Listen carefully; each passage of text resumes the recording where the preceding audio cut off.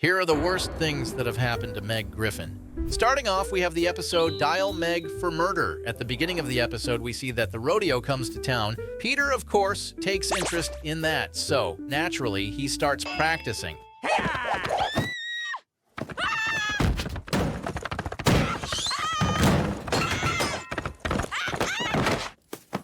Of course, it's going to be Meg. Peter eventually prepares himself, and he goes to the rodeo. Things don't go as planned since he gets molested by a bull. I got a house on the Cape. Maybe you come visit.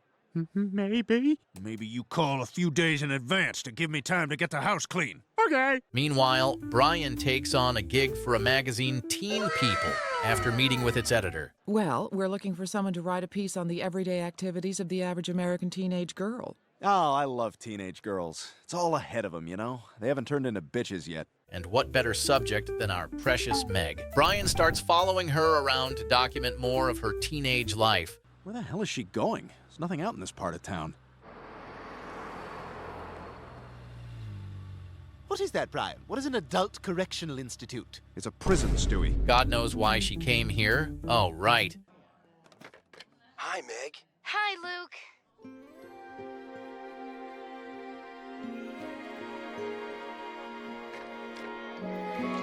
Really don't know how to choose a boyfriend. How did you guys even meet in the first place? I guess love always finds a way. Seeing that Meg is in love with a convict, Brian goes on and tells the parents about it. Mom, you don't understand. Luke and I really connect very deeply. He's all alone in there, and I'm all alone out here. That's really, really sad to hear. Not long after the scene, Luke escapes the prison and secretly moves in with Griffins. Luke! What are you doing here? I escaped, Meg. I escaped because I just couldn't bear another second away from you. Later that night at the dinner, Meg excuses herself to go finish her dinner upstairs. Everyone just thinks she is depressed because she can't be with a man she loves. No one seems to notice what's happening. No one but Stewie, of course. Listen to her now, washing her face off in the sink after crying so much. Probably got tears in her hair, poor thing. I'll go up and talk to her. Am I the only one who thinks she's getting fucked up there? Brian goes upstairs to check on her and decides to apologize for what he did. Luke then sneezes, and Brian finds him. Peter, of course, comes in at the right moment, and boom, Luke's gotta go. Oh no! Luke, run! Peter immediately alerts Joe, who apprehends the criminal. Meg is not charged with harboring a fugitive and goes to jail for 3 months.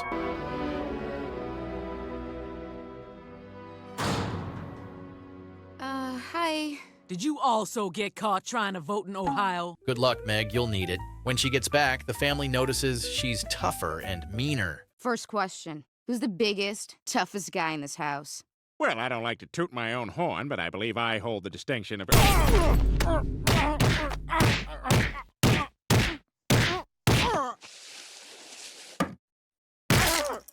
My house now, bitch! Ooh, that's gotta hurt. I guess that's what prison does to you. In the school, the situation is no different. Hey, Meg, what'd they put you in jail for? Being ugly? Hey, Meg, what happened? Did you get out early for fat behavior?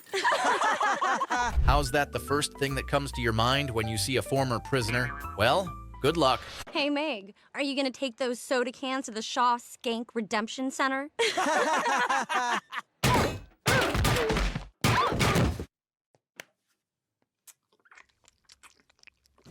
Wow, I wasn't expecting that ending. Fed up with how she's been treated, Meg decides to rob Goldman's pharmacy to get money to leave. Brian steps in and finds out Meg thinks no one cares about her. In all that chaos, Brian shows her a story he wrote about her, proving that he cares for her just as she was. I was just so tired of being everyone's whipping girl that it felt kind of good to do some of the whipping. Give me the gun, Meg. Thanks for reminding me who I really am. Ah, a nice ending. The next on the list is the episode Better Off Meg, in which she ends up dying. The story begins at school, where we see Principal Shepard driving a kid's motorcycle toy around the school hallways. The reason for this is because it's a cut classes day, and guess who didn't know about that? Meg! Why are you here? It's skip day. It's skip day? Nobody told me. She's unpopular and unattractive. After coming home and noticing that no one is there, she calls Lois. Hello? Mom, where are you guys? Who is this? It's Meg. Where is everyone? It can't get any worse than this, right? Give me that. Okay, Meg, if this is you, what's your birthday? March 23rd. I have no idea if that's correct. Good day, Skip. Sorry about that, everyone. Now let's get back to the fair and enjoy our March 23rd. Poor Meg, all alone on her birthday. She decides to spend the day as best as she can, so she goes to the bowling alley. And man's 11 on the right. I just need a license. Thanks. Oh, and happy birthday. Later that day, we see the family watching TV. Tom Tucker announces that a local teen girl has died in a car crash, though he doesn't reveal her identity. Peter, Lois, it pains me above the waist to tell you that Meg is dead. What? What are you talking about? Meg's right here. Meg also watches the report and discovers that Bruce at the bowling alley accidentally gave her driver's license to the wrong person. Wait, did you give my ID to the wrong girl? Sorry, them shoe spray fumes made me all goofy in my hair. The next day at the funeral, the family doesn't seem very shaken by Meg's death. Also, the photo of her is, of course, the barrel with her hair and hat. When I was hastily relocated to this parish a week ago, the last thing I thought I'd have to do is stand before you on such a sad occasion. A family losing a child is like a Trivial Pursuit wheel losing a pie piece. When not many people show up to her funeral, she decides to leave for a new town and change her identity.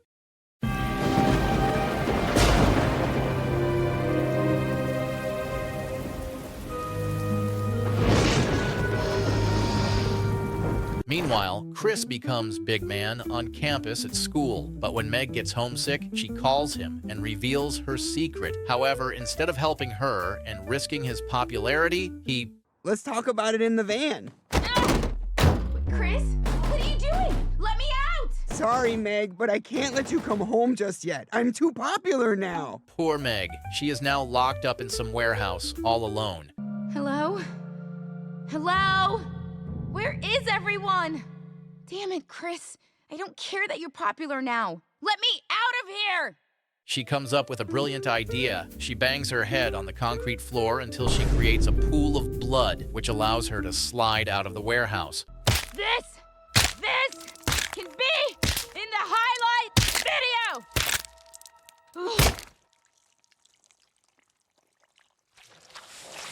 Impressive, to say the least, she arrives at her memorial service at school, where she tries to point out that Chris is the cause of her situation, but no one believes her until he confirms her story. I owe my sister an apology. I shouldn't have treated her the way I did. And I think if Meg were here today, she'd be the first one to agree. I am here! I'm right here! Anyway, Meg, wherever you are, I'm sorry. And all of a sudden, they are cheering for Chris. Unbelievable! The third on the list is from the episode Go Stewie, Go. In the first scene of the episode, we get to know that Meg has finally found a boyfriend. Mom, Dad, is it okay if I invite my new boyfriend over for dinner tonight? Yeah, what? Yes, I share your mother's skepticism. Meg, I think everyone in this household has grown weary of your tall tales. Of course, nobody believes her. Lois then tells her that he better be an improvement over her previous boyfriend. Come on, I'll take you home. Okay, babe.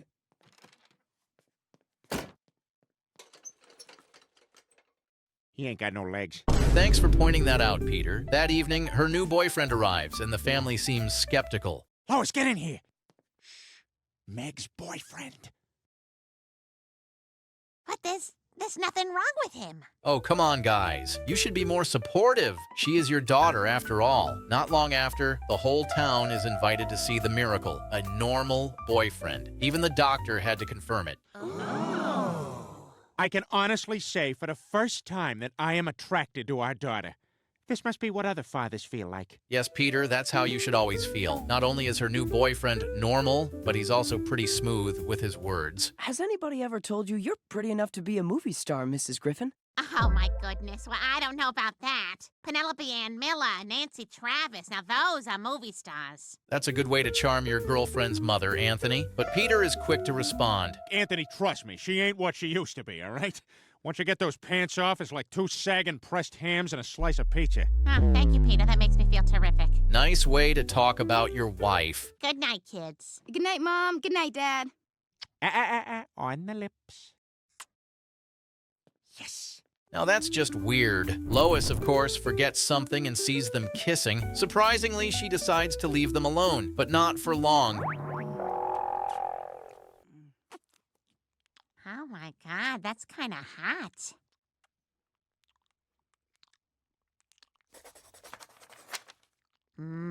I bet you taste like Mountain Dew and Starburst. Again, that's so weird. Later in the episode, Lois is in the mood for some action, but Peter quickly shuts her down, telling her she needs to lose 7 pounds and that he's not interested. The next day, Anthony comes over again, and Lois has a surprise for him. You know, we've enjoyed having you around so much lately, so we got a little welcome to the family present for you. Your husband's work and poker game schedule? My menstrual cycle's on there too, but I don't mind if you don't. God, I think I've never seen Lois this creepy and weird. She then tells Meg she needs to pick her granddad up from the airport. Anthony asks Meg to come with her, but Lois has other plans. Oh, don't be ridiculous. I'll keep him company till you get back. Goodbye, Meg. Oh, I'm sure you will. Too bad for Lois. Meg, of course, forgets her keys. Let me ask you this. Do my gray hairs bother you? What gray hairs? Kiss me. Mom, I forgot my keys. Do you know where... Rape? Ha ha ha ha. Nice try, Lois. Coming up next, we have a moment from the episode 8 Simple Rules for Buying My Teenage Daughter. Peter and Lois are going out on a date while Meg is stuck babysitting Stewie. But before the restaurant date, Peter makes a quick stop at Mort's pharmacy to buy some stuff. Hey, Mort, Lois and I are out on a date night. Why don't you give me some condoms and some Excedrin? My wife's got a headache this big. Oh, crap. He forgot his wallet, but not to worry, because he is opening a tab. He, of course, doesn't even know what that is. Tab. Wait a minute, what the hell's a tab? Does that mean I don't gotta pay? Well, not right now, but... Ah, sweet! Hey, while I'm at it, give me all these copies of Marie Claire. This can't end well. Peter quickly begins spending unnecessarily. He buys 8 cases of syrup of Ipecac so he can hold a vomiting contest with Brian, Chris, and Stewie. All right, you guys, I got 8 crates of Ipecac from Mort, all on my tab. Now, whoever goes the longest without puking gets the last piece of pie in the fridge. After continuously spending money at Mort's shop, he eventually brings up Peter's debt, which is $34,000. Well, you didn't want to listen about how it works, now you're in trouble. Seeing Mort's son's picture on the wall, Peter comes up with an idea on how to repay. All right, listen, I got another idea. What if I sold you my daughter? Huh? You drop the tab, and your son can have Meg. Wow, Peter. Just wow. Oh, and by the way, Mort's son is deeply in love with her. Meg is obviously infuriated when she finds out, but it doesn't last long because apparently Neil has found a girlfriend. I find it hard to believe it's because of love, but who am I to judge? I think my psoriasis is sexy. I can't believe he's over me. Meg hunts desperately for a boyfriend to make Neil jealous. She ends up settling for Jake Tucker, who only wants her to buy him things. Oh, hey! Neil and Cecilia. I didn't expect to see you here. Meet Jake, my boyfriend. I want some babies! My dad lets me shoot at cats! To be honest, Meg, now you're just being lame. She then proceeds to tell them that she is really glad that Neil is over her. But when Jake says something disgusting, she finally tells Neil that she wants to be his girlfriend and, well, signs the contract. I was wrong to drive you away. We belong together. Of course, I'm understandably skeptical of your newfound affection for me. You still got that contract our dads drew up? Give me that. Congratulations, Meg. Now you are officially a slave. Not long after signing the contract, she sees that she's made a mistake. According to the contract, every night you have to put on my pajamas. My mom's record is 12 seconds. Neil, I think you're old enough to... Go! Neil, would you stop tickles. kicking? It tickles. Hold still. Ow, my thumb. Hold still. Oh, my... Quit. The next day, she comes back home bummed out about it and tells Lois that it's horrible doing stuff for Neil. She reassures her by saying they'll find a way to get her out of this. And sure enough, Brian finds a loophole in the contract. Tight. The only way out is if Neil commits an infidelity. Well, that's it then. We gotta find somebody to seduce Neil. Who, me? Well, if not you, Lois, then who? You gotta do it for your daughter. They set up a trap for Neil by inviting him to an X-Men convention. He, of course, comes, and there she is, Mystique. Mrs. Griffin, what are you... You can call me Mystique. Mrs. Griffin, this is wrong. Well, well, well. Look at this, Meg. Your boyfriend is violating both your contract and my wife. Boom! You're busted, Neil! In the episode Don't Make Me Over, we see Meg and her nerdy friend group practically salivating over a guy named Craig Hoffman. One of her friends convinces her to ask him out since she's the only one with real experience. Unfortunately for Meg, things don't go as planned. I don't know, go out sometime? Huh. That's about as likely as me playing by someone else's rules besides my own, which I would never do. I play by my own rules, nobody else's, not even my own. At least you're confident enough to do it. Not everyone can, so good job. The next scene is at home, where Meg asks Peter and Lois if she's ugly. Like any normal parents, they reassure her, telling her she's pretty, until Meg mentions Craig Hoffman's comment. Craig Hoffman? Craig Hoffman said that? Well, he's a sharp kid. You might be ugly.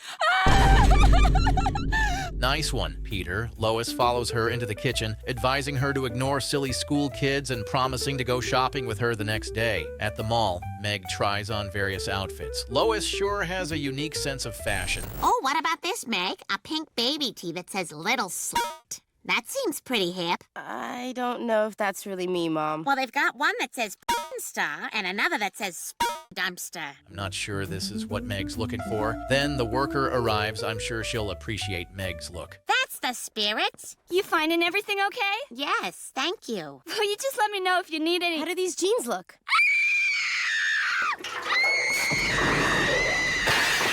Whoa. That's rough. Luckily for Meg, the Quahog news station is giving makeovers to the ugliest in town right there at the mall. Miss Takanawa! Miss Takanawa! Over here! Ah, my daughter needs a makeover like there's no freaking tomorrow. Geez, people, it's not that bad. She, of course, wins the makeover award. Peter, take a look at your daughter. Oh, my God, Lois, I'm sorry. It was 20 years ago. I'd never even heard the word rubber. Peter, this is Meg. What a transformation. You're a beauty, Meg. I got a makeover, Dad. Don't I look great? Oh, Meg, honey, I always thought you were beautiful just the way you... oh, God. Couldn't do that with a straight face. Okay, I admit, that was funny. Later, we see Lois and the kids visiting a prison to watch a performance for the inmates. There's one tiny problem, though. Oh, my God, we don't know any songs. Good thing you remembered that in time. Just when things start to go out of control, Meg goes up on stage and sings like an angel. The whole family then groups up and begins recording songs with their new producer, Dr. Diddy. Let's hope it's not that Diddy we're talking about. Meg's newfound stardom quickly goes to her head, causing resentment among the family. Despite this, they all travel to New York to perform on Saturday Night Live. Okay, listen up, everybody. I got great news. Meg, you and your family are going to perform on Saturday Night Live. Upon arriving, Jimmy Fallon comes on the scene and meets Meg. It doesn't take him long to seduce her, so she goes to his dressing room with him. Come on, let's go. Peter, I'm worried about Meg. She's spiraling out of control. I mean, what if she develops a Coke problem? No Coke, Pepsi. Can't you be serious for once? Anyway, back to our star. In the dressing room, we see quite the scene. Meg and Jimmy lying on the bed, naked. Yes, she's given him her V card. But there's a slight issue for Meg. There's something I gotta tell you. Being with you just made me feel so alive. From New York, it's Saturday night! Yep, it was live. Ugh, I'd hate to be in your shoes, Meg. In the episode Valentine's Day in Quahog, we see yet another one of Meg's love stories unfold. The episode starts with Meg telling Brian and Stewie about her Valentine's date with a guy named Toby that she met on the internet. Toby? Meg? Hi! Wow, you look just like your picture. You don't look anything like yours. He seems like a nice guy. In the next scene, we see the two in a fine restaurant, and they seem to hit it off quite well, bonding over some shared music taste. Do you like Coldplay? Am I a dull white guy? Yes, I like Coldplay. God, Toby, I can't believe how much we have in common. Okay, I feel attacked. Everything seems to be going well until... To us. Meg, if you were any more beautiful, that'd be neat. So what should we do next? Meg wakes up in a bath full of ice in a shady motel. Oh my God! Toby, what happened? happened? Oh, I just harvested your kidney. He said that so calmly. Love it. Toby explains that it's his first day on the job, and he needs to make a good impression on his bosses. Just as Meg tries to leave, he reminds her of the deal they made. Wait! You also made a promise to me. You promised we'd spend Valentine's Day together. The whole day. Surprisingly, he agrees to what she demands. Well, I guess a deal's a deal. Okay. He indeed is a man of his word. Despite having a literal bleeding wound on her back, Meg and Toby spend Valentine's Day in a surprisingly wholesome way. They take a walk in the park, eat ice cream, go ice skating, the usual things you do on Val. The universe seems to be telling her to run. Dude! At the end of the day, we see the two lovebirds coming home after their nice date. And to everyone's surprise, Toby even ends up giving her kidney back. I love it. Thank you. Oh, this has been the best Valentine's Day ever. Ah, such a nice love story. We rarely see Peter doing nice stuff for his daughter, but in the episode Road to Rupert, we get a glimpse of how it would look like. In the beginning of the episode, we see the Griffin family having a yard sale. Oh, Peter, you selling your anvil? Yeah, I've had a lot of good times with this thing. Oh, $1.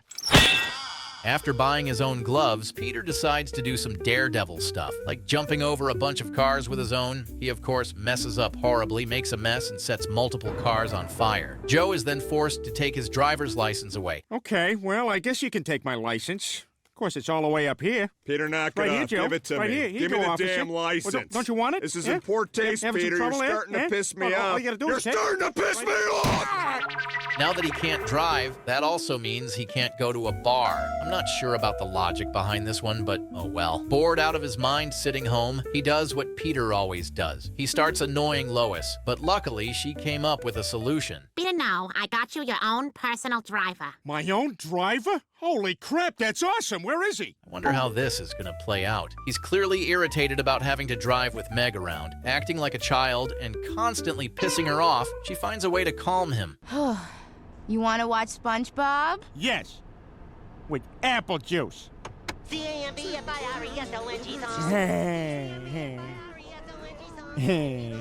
SpongeBob. Pretty easy dealing with a 5-year-old. What's worse than a guy constantly picking at you? Yep, you guessed it. 4 guys picking at you. Peter decides it would be best to invite the whole gang on a trip around town. Hey, Cleveland, who would you rather do? Queen Latifah or Halle Berry, but she's been dead for 6 hours? Ah, nothing like yapping with your gang while drunk. Truly a magnificent sensation. God, will you guys just shut up back there? Oof, that was a wrong move. Seeing that she is easily annoyed, the guys start annoying her even more. It really is like they are children. Hey, Meg, I lit your scalp on fire. Don't worry, I'll put it out. She finally loses it and slams the brakes. An unfortunate driver bumps into her and, well, it gets ugly. Oh, God, stop! Wow, Meg, I didn't know you had that in you. Of course, Peter finds this awesome and is proud of her. The next day, we see Peter absolutely hyped to go driving with Meg again. She takes him around town to cause all sorts of mischief. We then see them enjoying a glass of lemonade when Joe comes and gives Peter back his driver's license. Peter explains to her that sadly, he will go back to being a douchebag to her, but secretly, she just became his best friend. Isn't it lovely? It's a glass of fresh lemonade. Not me! What I want is a fresh glass of better daughter. Hey.